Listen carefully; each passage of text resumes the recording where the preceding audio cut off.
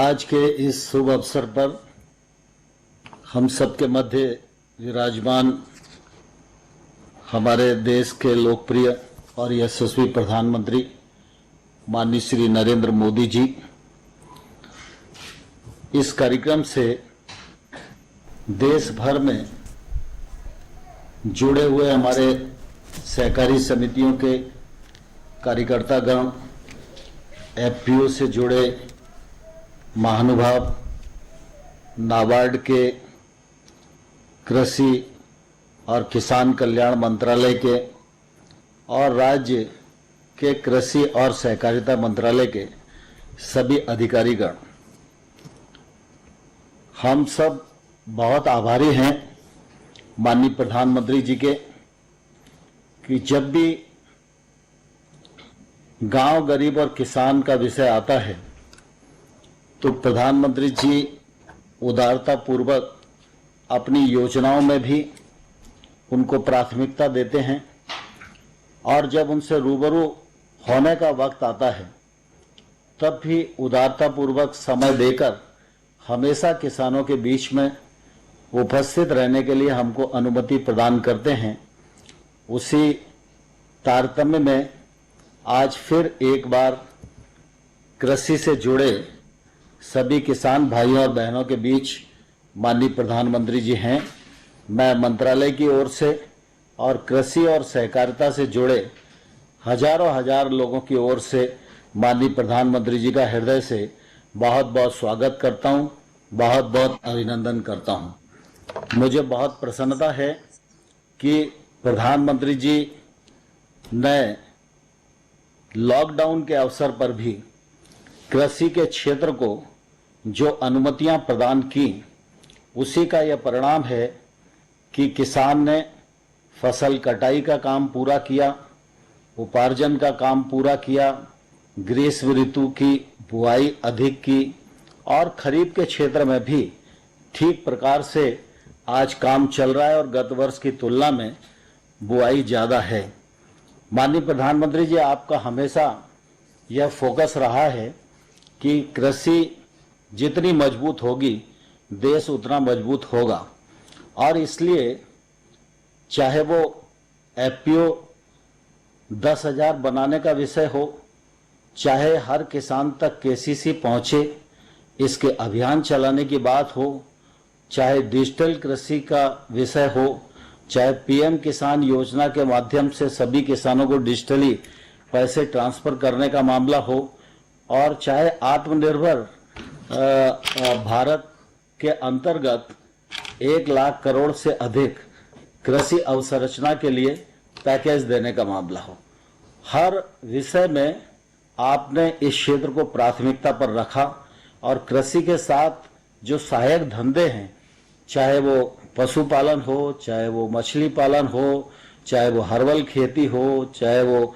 मधुमक्खी पालन हो, चाहे फूड प्रोसेसिंग के लिए 10,000 करोड़ रुपए का सवाल हो, इस पैकेज के अंतर्गत कृषि के क्षेत्र में जो गैप्स बहुत लंबे समय से महसूस किए जा रहे थे उनको पूरा करने के लिए यह एक बड़ी मदद आपकी ओर से हुई है। इसलिए हम सब किसानों की ओर से आपका हृदय से बहुत बहुत स्वागत करते हैं, अभिनंदन करते हैं और सारा देश इस बात का साक्षी है कि कोई सोच भी नहीं सकता था कि मंडी से किसान को आजाद कर दिया जाएगा। कोई सोच नहीं सकता था कि बुआई के समय ही कानून के माध्यम से मिनिमम मूल्य का करार किसान कर सकेंगे, लेकिन कानूनी बदलाव के माध्यम से आपने किसान को आजाद भी किया और किसान को मिनिमम मूल्य मिले इसके लिए कानूनी प्लेटफॉर्म भी उपलब्ध कराया। इस वजह से हम सभी किसानों की ओर से आपका इस अवसर पर हृदय से बहुत बहुत स्वागत और अभिनंदन करना चाहते हैं। सारा देश इस बात को जानता है कि 24 फरवरी 19 को आपने पीएम किसान योजना प्रारंभ की थी और तब से लेकर आज तक 75,000 करोड़ रुपया किसानों के खाते में सरकार के द्वारा भेजा जा चुका है और आज ये जो छठवीं किस्त है, छठवीं किस्त में 8.5 करोड़ किसानों को 17,000 करोड़ रुपया आज आपके कर कमलों के द्वारा किसानों की जेब में जाएंगे। पूरे देश के किसान आज बहुत ही उत्सुकता के साथ इस कार्यक्रम को आपका संबोधन सुनने के लिए लालायित हैं और मैं धन्यवाद देना चाहता हूं माननीय प्रधानमंत्री जी। 8 जुलाई को आपने कृषि अवसंरचना के लिए जो फंड आत्मनिर्भर पैकेज के अंतर्गत घोषित किया था उसको मंत्रिमंडल से स्वीकृति प्रदान की। तब से आपके नेतृत्व में, आपके मार्गदर्शन में विभाग ने द्रुत गति से काम किया और आज हम बहुत ही प्रसन्नता के साथ कह सकते हैं कि 8 अगस्त को 1 महीना पूरा हुआ। आज 9 अगस्त है। 9 अगस्त भारत छोड़ो आंदोलन की भी तिथि है और आज भगवान बलराम जी का भी जन्मदिन है और इस महत्वपूर्ण दिन पर 2282 पैक्स को 1128 करोड़ का ऋण आपके कमलों द्वारा स्वीकृत किया जाएगा। यह मैं समझता हूं कि अपने आप में ऐतिहासिक कदम है। मैं इस अवसर पर समूचे किसान जगत की ओर से आपका हृदय से बहुत बहुत स्वागत करता हूं, बहुत बहुत अभिनंदन करता हूं। धन्यवाद महोदय। अब माननीय प्रधानमंत्री जी से अनुरोध है कि वे बटन दबाकर पीएम किसान योजना के अंतर्गत सम्मान राशि का अंतरण करें। 17,000 करोड़ रुपए की सम्मान राशि लाभार्थियों के बैंक खातों में तत्काल ट्रांसफर हो जाएगी। खड़ा होना पड़ेगा। पीएम खड़े हो गए।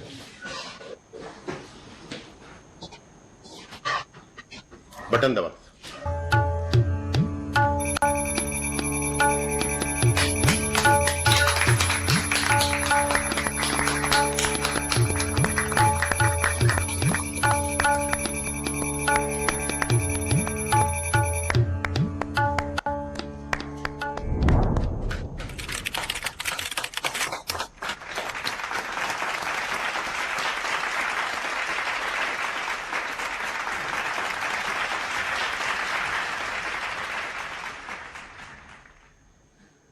एग्रीकल्चर इंफ्रा फंड की फाइनेंसिंग फैसिलिटी के तहत 2282 पैक्स को 1128 करोड़ रुपए की लोन स्वीकृत किया जा रहा है।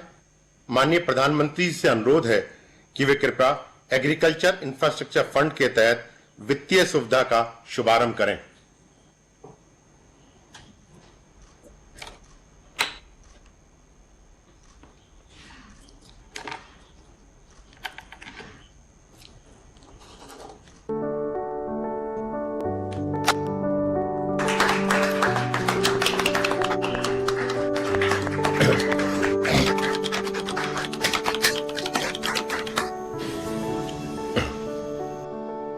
हमने सपना देखा है किसानों की आय दोगुनी करने का। आजादी के 75 साल हो, किसानों की आय दोगुनी करने का सपना देखा है।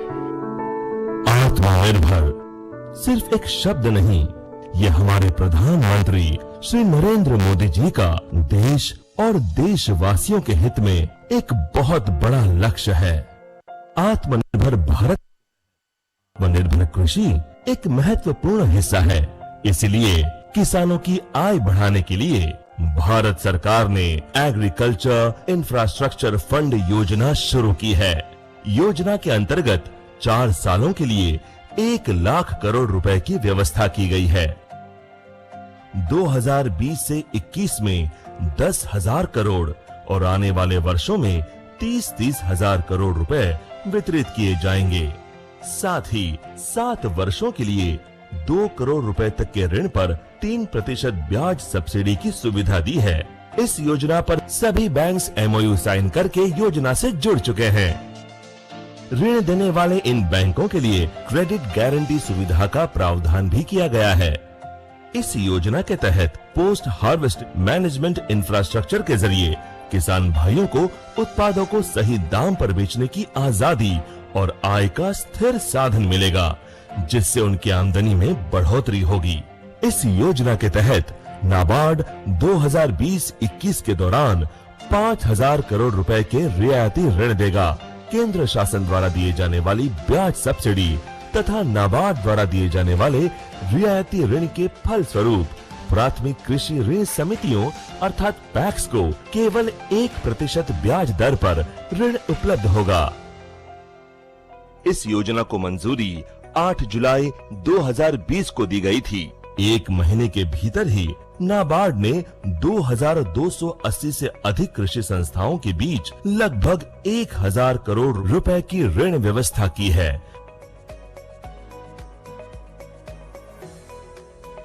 भारत सरकार की ये योजना जहां किसानों को आत्मनिर्भर बनाएगी, वहीं उनकी आय दोगुनी और खुशियां चौगुनी करने में भी मदद करेगी। आत्मनिर्भर भारत, सशक्त भारत।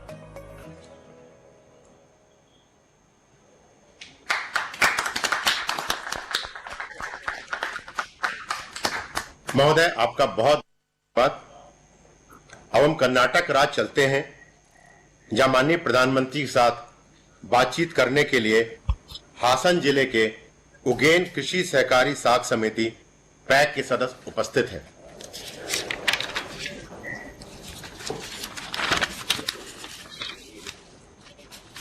नमस्ते जी। नमस्ते।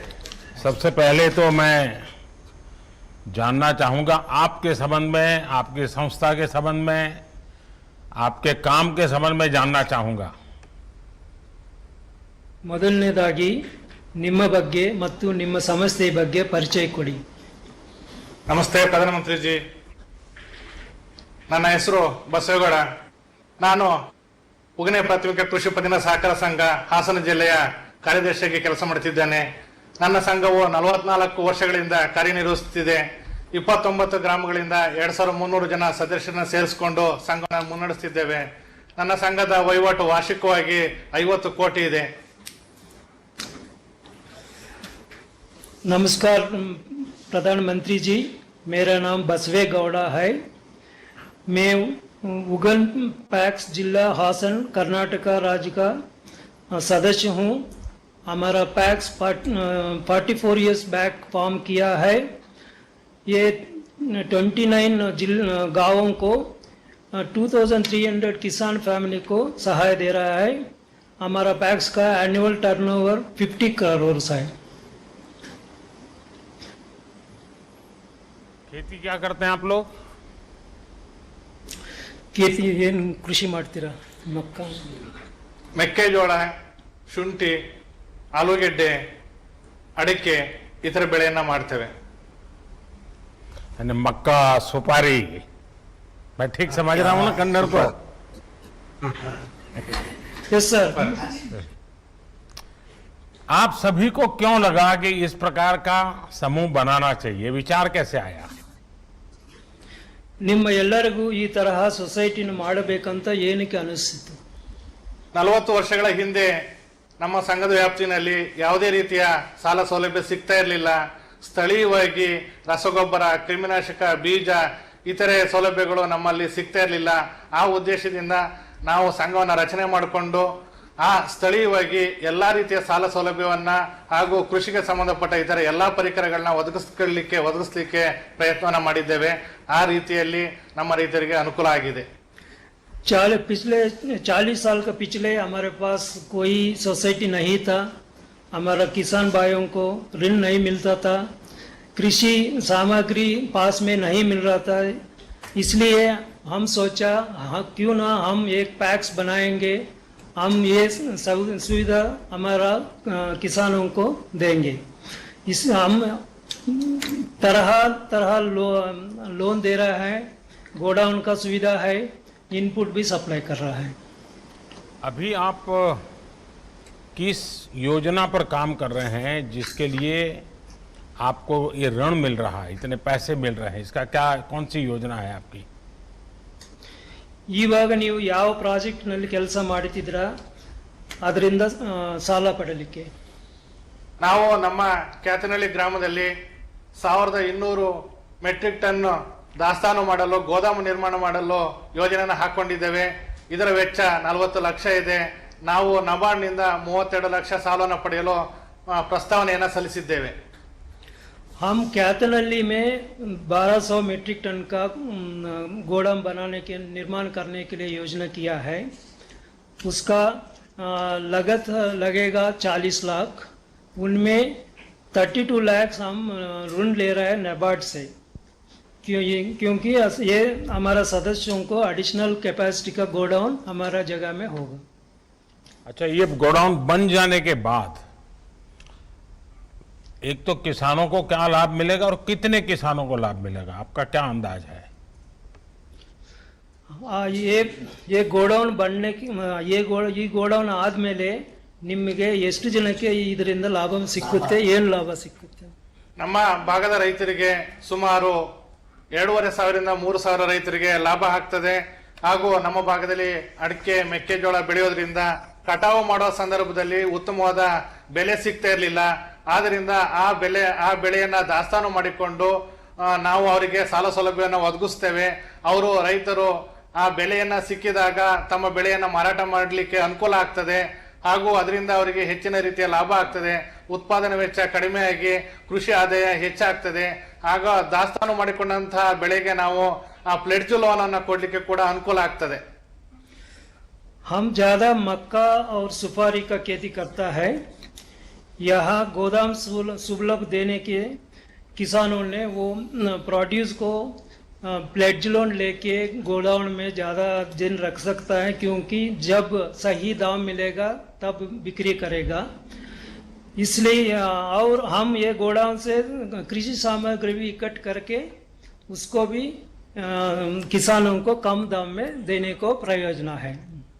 कब तक पूरा हो जाएगा आपका ये काम?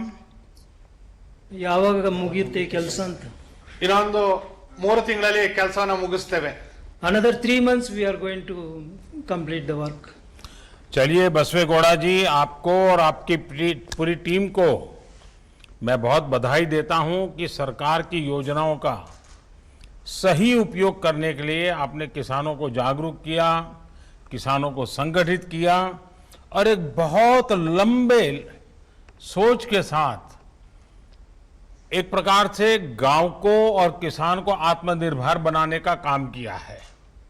मैं आपको बहुत बधाई देता हूं और मुझे विश्वास है कर्नाटका के सभी किसान, देश के सभी किसान बसवेगौड़ा जी और उनके साथी जो किसान है, जो फॉरवर्ड लुकिंग है, प्रोग्रेसिव है और कृषि को वैल्यू एडिशन की दिशा में भी सोच रहे हैं, मैं आप सबको बहुत बहुत बधाई देता हूं। धन्यवाद। नमस्ते, धन्यवाद।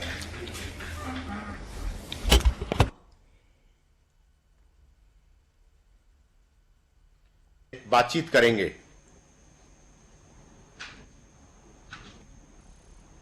हाँ बताइए भाई, अपना परिचय, कहाँ से हैं आप? जी सर, नमस्कार प्रधानमंत्री जी, मैं मुकेश शर्मा, सोसाइटी लटेरी, जिला विदिशा से हूँ। आपकी समिति क्या क्या कर रही है? इस समिति को मेरी कितना समिति- समय हो गया? मेरी समिति 1967 से कार्यरत है तथा हम किसानों को केसीसी, फसली ऋण, फसल बीमा, खाद बीज उपलब्ध कराते हैं। इसके अलावा समिति उपार्जन का कार्य भी करती है और समिति का बचत काउंटर भी है। आपकी क्या पढ़ाई हुई इसमें- मुकेश जी? आप कितना पढ़े मैंने हैं? सब हैं? एमए किया है। और MA खेती किया है करते सर। हैं? खेती करते हैं? जी सर, कितनी जमीन है? जी खेती 15 बीघा जमीन है सर। अच्छा, और आपके कितने किसान इसके साथ जुड़े हैं, आपके इस काम के साथ? 1125 के साथ जुड़े हुए हैं। अच्छा, मतलब कि एक पढ़ा लिखा व्यक्ति जब फिर से अपने गांव और जमीन से जुड़ जाता है तो सिर्फ अपना ही भविष्य नहीं, करीब 1100 परिवारों की जिंदगी बदल रहा है। तो मुकेश जी, मैं आपको बहुत बधाई देता हूं, लेकिन मैं जरूर जानना चाहूंगा, अभी जो कोरोना काल में तो मैं जानता हूं हर किसी को कुछ न कुछ कष्ट हुआ है, आपको भी असुविधा हुई होगी। ऐसी स्थिति में कैसे ये सब चीजें कैसे मैनेज की आपने? जी हाँ माननीय सर, कोरोना की वजह से लॉकडाउन और कर्फ्यू तथा यातायात सुविधा बंद होने से हमें थोड़ी असुविधा जरूर हुई, लेकिन मध्य प्रदेश सरकार द्वारा कृषकों को लॉकडाउन में और यातायात में छूट प्रदान की गई थी, जिसके कारण हम अपनी गेहूं खरीदी कार्य एवं ऋण व्यवसाय का काम संतोषजनक एवं सोशल डिस्टेंशन के अनुरूप कर सके। अच्छा, मध्य प्रदेश के किसानों ने तो इस बार जी सर, रिकॉर्ड पैदावार की है। जी और सर। इसलिए मैं मध्य प्रदेश के किसानों को देश के और किसानों के साथ साथ बधाई भी देता हूं। आपको तो, और आप जिस प्रकार से काम कर रहे हैं, फसल की खरीदी भी करते हैं, जी सर। इस बार आपने ऐसा क्या किया, क्या अलग किया? इस बार जी माननीय सर, मध्य प्रदेश में ईश्वर की कृपा से रिकॉर्ड तोड़ उत्पादन हुआ है। हमारी समिति ने करीब 8 करोड़ रुपए के लगभग 40,000 कुंटल गेहूं की खरीदी की, 3,000 कुंटल चने की खरीदी की और कृषकों को मोबाइल SMS के जरिए सोशल डिस्टेंशन पर रखकर मैसेज भेजे गए, जिसमें किसानों द्वारा 2 गज की दूरी एवं सोशल डिस्टेंशन का पालन किया गया। हमारे द्वारा मास्क सभी लोगों को लगवाए गए, सैनिटाइजर का उपयोग किया गया और समय समय पर हाथ साबुन से धुलवाया गया। मतलब कि गांव का किसान भी मोबाइल या टेक्नोलॉजी इन सबको समझ लेता है जी, कोई प्रॉब्लम नहीं आता है उसको? नहीं सर, वो किसी के मान लो किसी को समझ में नहीं आता, उसका परिवार वालों को समझा दिया जाता। अच्छा, परिवार के लोग उनको मदद कर लेते हैं, लेकिन अच्छे ढंग से अब उसको बराबर से आपका सेट हो गया। अच्छा, जब जी सर। आपको ये सस्ता ऋण मिलने वाला है, क्योंकि आपको काफी पैसा बचने वाला है, तो इससे आप क्या क्या सुविधाएं अपने जो 1100-1200 किसान हैं उनको क्या क्या सुविधा देने वाले हैं? इसमें सर तहसील स्तर पर अपन सोच रहे हैं कि मैं 5,000 मीट्रिक टन का एक गोदाम बनेगा और ग्रेडिंग प्लांट, सूचना केंद्र, ई मंडी की सुविधा भी प्रदान की जाएगी, जिससे किसानों को अपनी फसल को तुरंत ना बेचकर अपनी आवश्यकता अनुसार बाजार में बेच सकते हैं। तो मुकेश जी, सूचना मैं केंद्र- समझता हूं कि आप ये जो कदम उठा रहे हैं बधाई के पात्र हैं, लेकिन मेरा एक काम करेंगे आप? जी सर। देखिए, सरकार ब्याज भी कम कर रही है, बहुत बड़ी मात्रा में धन भी दे रही है, और आप जैसे पढ़े लिखे किसान जब इसका नेतृत्व करते हैं तो कितना बड़ा बदलाव आता है। लेकिन क्या आप किसानों को समझाएंगे कि हमें हमारी धरती माता को भी बचाना है? जिस प्रकार से हम आंख बंद करके अनाप शनाप यूरिया का उपयोग करते हैं, पूरी धरती माता हमारी तबाह हो रही है। तो हमारे किसान, कम से कम आपके जो 1100-1200 किसान, वो ये तय कर सकते हैं कि अभी अगर वो 5 थैली यूरिया लेते हैं तो आगे से 3 थैली में ही चलाएंगे। अभी वो 6 थैली लेते हैं तो आगे से 4 थैली में ही चलाएंगे। कम से कम 2 थैली कम करेंगे। ऐसा आप किसानों को वचन लेकर के आगे बढ़ा सकते हैं। देखिए, बहुत फायदा, उसका पैसा बचेगा, ये हमारी धरती माता बचेगी और किसान का, बच्चों का भविष्य उज्जवल हो जाएगा। जी सर, बिल्कुल पूरी कोशिश करेंगे। अब क्या करोगे? किसान भी समझ, तो मैं कभी बिल्कुल, फोन किसान करके भी समझ- पूछूंगा। बिल्कुल बिल्कुल हैं? जी सर। बायो फर्टिलाइजर सर रखवाया भी है, अपने इधर है, और वो किसानों को अपन देते भी है। हाँ, नहीं, यूरिया कम करना एक तय करना चाहिए। देखिए, किसानों का फायदा अभी उनको अंदाज नहीं आ रहा है, उनको लगता है जितना ज्यादा डालेंगे फायदा होगा। ये जी सर। धरती माता हमारी, इवन हम भी अगर जरूरत से ज्यादा दवाइयां खाएं तो क्या होगा? मरेंगे कि नहीं मरेंगे? तो ऐसा ही ये यूरिया का है, हमारी धरती माता मर जाएगी तो उसको मरने नहीं देना है जी। बिल्कुल सर, तो चिंता करोगे? बिल्कुल। चलिए मुकेश जी, आपको मेरी तरफ से बहुत बधाई, और मध्य प्रदेश के और विदिशा के सभी किसानों को बहुत बहुत बधाई मेरी तरफ से।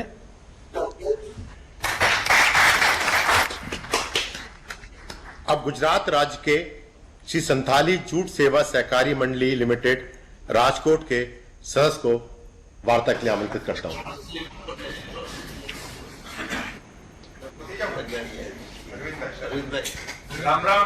अरविंद भाई, તમે આ રૂપાલાજીની બાજુ બેસી ગયા છો આજે?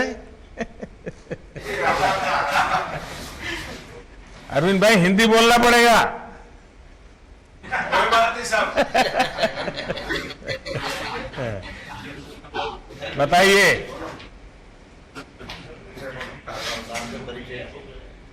मेरा गांव सानाथली है और जसदण तालुका में पड़ता है और राजकोट डिस्ट्रिक्ट है, आप तो सब जानते हैं।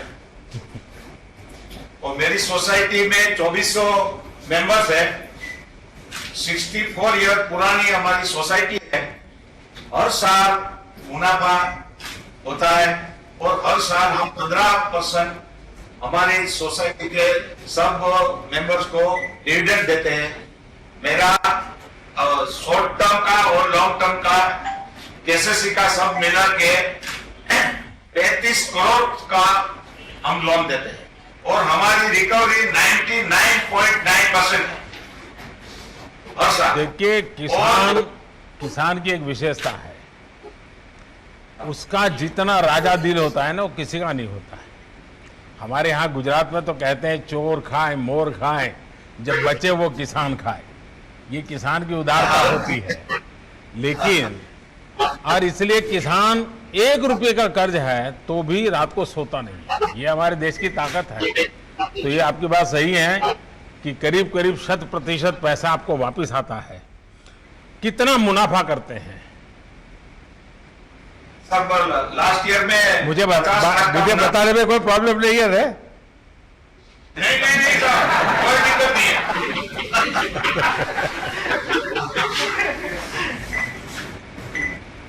हाँ बताइए। 50 लाख। 50 लाख। अच्छा, क्या कभी ऐसा हुआ है कि आपकी मंडी का कोई सदस्य,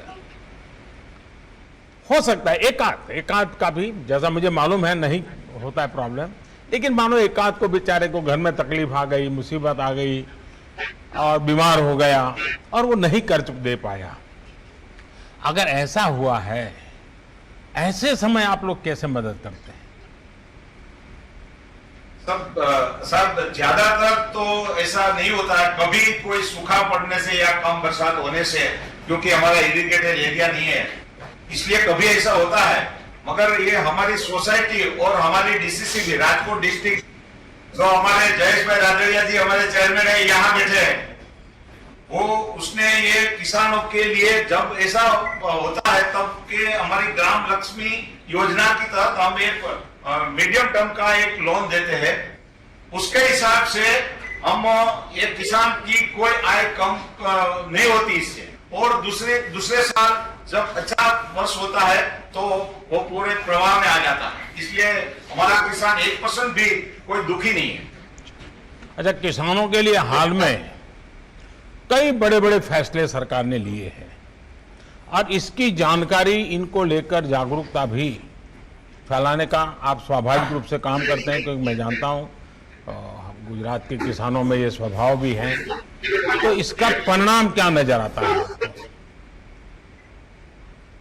सब भारत सरकार ने जो किसान हित के लिए जो योजनाएं बनाई है, किसान सम्मान निधि हो और किसान के ऋण के सामने इंटरेस्ट सबवेशन की योजनाएं हो, और अभी जो एपीएमसी एक्ट आया है उसके हिसाब से ये पूरी जानकारी हम हमारी शिविरों में, हमारी एजीएम में और किसान गोष्ठियां करके हम किसान तक ये सब बातें पहुंचाते हैं।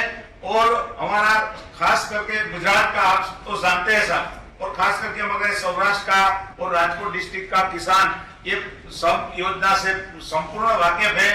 आपने अकस्मात बीमा योजना, प्रधानमंत्री सुरक्षा योजना और प्रधानमंत्री की दूसरी जो योजना 2 लाख की आपने बनवाई है, उसका भी पूरा ब्यौरा हम किसान तक पहुंचा देते हैं। और प्रधानमंत्री फसल बीमा योजना का ये पूरा रजिस्ट्रेशन भी वो हमारे राजकोट डिस्ट्रिक्ट में खास करके हमारी बैंक और हमारी सोसाइटियां करती है। उसके लिए किसान को 1 पैसा भी खर्च नहीं होता है। इसलिए ज्यादा से ज्यादा किसानों को हमारे सहकारिता के साथ जोड़ने का प्रयत्न करते हैं। और कोई भी किसान जब ये सूखा का और ऐसा कोई सूखा पड़ता है या कम वर्षा होती है, ऐसे समय एक क्रॉप इंश्योरेंस के बिना रहने नहीं देते। चलिए, अच्छा, आज जो ये नया फंड लॉन्च हुआ है, इससे और इसके तहत आप लोग क्या चाहते हैं, किस तरह की मदद चाहते हैं और उसे आप क्या करना चाहेंगे, आपकी क्या मन में कल्पना क्या है?